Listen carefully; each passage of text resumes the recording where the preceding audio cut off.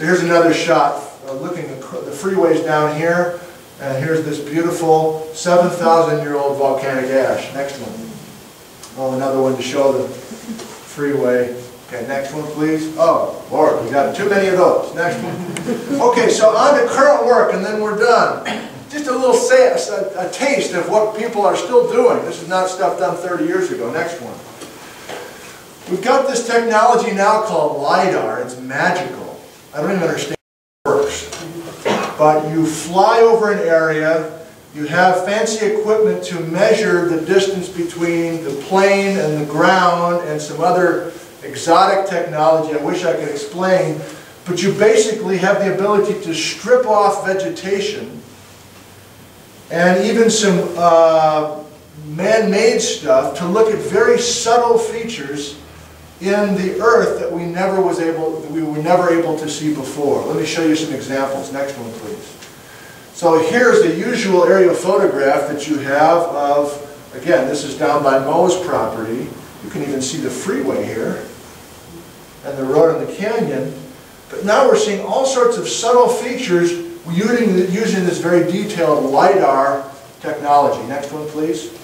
Here's an example of what that LiDAR looks like as you come into town. So you can't see it from the back of the room, but this is Craig's Hill right here, and the fairgrounds. And you can see old river channels, old places where the Yakima used to flow. In other words, we're just vacuuming up all the cover and looking at very subtle geology. Next one, please. Again, here's Craig's Hill, here's the rodeo place. Next one. My house. Next one, please. So let's go out here. Menashtash, Untanum Road, Canyon Road. So we're right there at the southern end of the valley. Here's the narrow entrance to Menashtash Canyon. And let's see what the LiDAR can show us. Next one, please. God, this is beautiful. You can see the very subtle contours. And look at all these old channels of the river. Current and then ancient rivers channels as well. Next one, please. So how can we use this? We can look for faults. We can look for earthquake faults that we haven't been able to find before using this technology. So we're going to go right back out to where we had that Mazama ash at Boylston. And current work done by the University of Washington, they're using LiDAR here to find some cracks, basically, in our bedrock that we are becoming more and more concerned about. This is the part where I make you nervous, right at the end. Next one. So this is probably going to be difficult to see. Boy, it's going to be really difficult to see. I'll try anyway. Here's the freeway. Here's the old railroad grade. I doubt you can see it, so I'm just going to point out there are some linear features, some linear cuts nobody saw before. Geologists have been here for years looking at the rock, but there's no way to find that except for this technology. And our current work is to try to figure out the earthquake history on these faults. In other words, are these ancient faults? Or if something like, here we go, if something like the Mazama ash layer is broken by the fault, then these faults are very active. And earthquakes history is much more frequent in our valley, which up till this point has not been a message. They got earthquake problems on the west side for sure. Up till this point, we look pretty good. We look pretty safe with earthquake stuff. I'm starting to think that message is going to change as we learn more and more about these tiny faults in our part of the valley. Next one, please. Okay, skip next one. So they're out there trenching, backhoes, you know, it's hard work. They're trying to get across these faults that they found to find layers that they can get ages from. Next one, please. So here's one of these trenches. This is right out of Boylston. Last year, Washington folk, I don't know, they got permits, whatever. And they're studying all these layers that have been broken by these faults that we have not discovered until last year. Next one. Here's an example of what it looks like. All these layers that have been broken. I don't know how to read that, but those guys do. Next one. Here's the bottom line. This is the last slide. As we learn more and more about the faults that are on our side of the mountains, these red lines here are faults that we have discovered. These are faults we've discovered in the last 20 years. These are faults that were discovered a little bit before that on the west side. it's starting to look, and this is really the latest in geology research in Washington, it's starting to look like our faults merge right in to their faults. The Seattle fault continues right into our valley, for instance. And the real concern then is, okay, yeah, maybe they've got more earthquake problems than we do, but what if this next earthquake happens on the Seattle fault, and we're connected to the Seattle fault coming through Boylston Mountain? Doesn't that mean we're going to experience more problems than we thought originally? The answer looks to be yes. So we're doing more and more work to try to tie the geology on the west and east sides. And once we get to that point, we'll have a better picture of what's going on here locally. Thank you for your attention.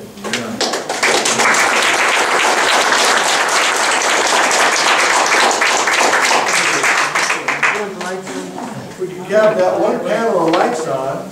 If you've had enough, I understand. But it's 7 o'clock, and I'm happy to, as part of my plan, 15 minutes or so of a little discussion. I've got a whiteboard here that you may or may not be able to see. Don't be shy. Anything related to those topics. You're curious, you want to know more, a completely different topic, let's go for it. Yes, sir. Two questions. When those ridges form, are they accompanied by earthquakes to produce that folding? Yes. So the question was, to compress the crust, we're making the warps, right, to make Menashtash Ridge, for instance. The question is, are there earthquakes associated with this? Absolutely, because I'm telling you the simple story of the folds, but if you look at the folds carefully, there are faults cutting much of that. In fact, there's a big fault 2/3 of the way to Yakima on the freeway, just as you cross into Yakima County. You may have noticed it. And that's a major earthquake producer. So we've suspected that there was an earthquake history with those folds developing, but as we learn more about these current faults, we're speculating that there was more earthquake in history. You got a follow-up? Yeah, on the freeways that cuts through the south of Untitled Ridge in Yakima. Yeah. There's a big cut there with some very thick layers, very distinct, different colored layers of deposit or rock or whatever. Is Mount Mazama ash part of that, or what are those layers from? Give me the location one more time. As you go to Yakima, and you go up the south of Untitled Ridge, just before you get on the left, there's a couple of big folds. Yeah. And on the second one, there's some cut you can see on the south, on the east side. Yeah. Really big, thick layers. So we're talking 3 ridges between here and Yakima. The last ridge that you're crossing, south Untitled Ridge, in the cut there, in the first cut, there's a big reverse fault that I just mentioned before. The second cut, as you're topping out, it's basically the Columbia River basalt lava flow situation from 15 million years ago, some sandstones that are also from that 15-million-year-old time, and then there's some younger stuff sitting on top of the basalts, that's the colors you're talking about. It's a little unclear why those colors are so unusual there. To me, it's some of this volcanic material coming down into the valley. Mud flow, ash fall, that sort of stuff. But it's the early part of our valley filling sequence. And again, cut by these faults. So there's a history there of making layers and then breaking them, making layers and then breaking them, and that's the real concern. Somebody else? Yes? You said earlier that you didn't think that glaciers came like right through here? Right through town, that's right. Aren't Ellensburg blues made by glaciers? Yeah, good question. And I'd love to draw. I suppose it's going to block half of you. I'm just going to go for it. If you can't see, maybe you can move. The question about Ellensburg blue agates. Are the blue agates in the valley related to glaciers somehow? Not quite. Let's draw a quick map of the valley. It's kind of shaped like a football. Ellensburg's right in the middle. Some of you have been looking for blue agates before. It's not throughout the whole valley. What part of the valley are the blues found? Northwest. Northwest, that's correct. Kind of up here, First Creek, that sort of thing, right? There's some old fan surfaces, alluvial fan surfaces, that have the blue agates loose in the ground. The source of the Ellensburg blue agate is a basalt lava that I mentioned briefly at the beginning of this talk called the Teanaway basalt.